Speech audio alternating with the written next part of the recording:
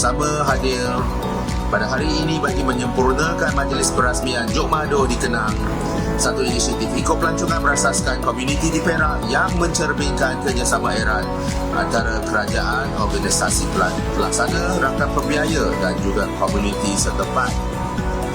Jadi bagi pihak Kerajaan Negeri Perak dan juga sebagai adun kawasan ini, saya ingin merakamkan juga penghargaan dan ribuan terima kasih kepada Global Environment Centre atau GEC atas peranan aktif mereka sebagai rakan pelaksana dan juga kepada Yayasan Hasanah dan yang juga daripada Kementerian Kewangan Malaysia atas sokongan pembiayaan serta juga kepada Jabatan Kemajuan Orang Asli atau Jangkuan dari Negeri Perak atas komitmen berterusan dalam memastikan kebajikan dan pembangunan komuniti orang asli di Negeri Perak sentiasa diberi keutamaan. Tahun ini merupakan tahun 2026 yang juga tahun melawat Malaysia. Jadi cocoklah pelancaran kali ini dan juga projek kali ini siap, sempurna dan boleh dirasmikan yang menandakan permulaan sesuatu yang menarik.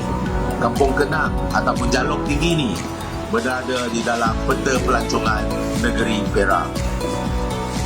Jok Mado di Kenang membuktikan bahawa pembangunan pelancongan boleh dilaksanakan secara inklusif dan mampan dengan komuniti berperanan sebagai penggerak utama selaras dengan pendekatan Malaysia Madani yang menekankan kesejahteraan rakyat, kelestarian alam sekitar dan juga keadilan sosial. Jadi inisiatif ini juga memberi mesej yang jelas bahawa pembangunan ekonomi dan pemeliharaan alam sekitar tidak perlu bergerak secara berasingan.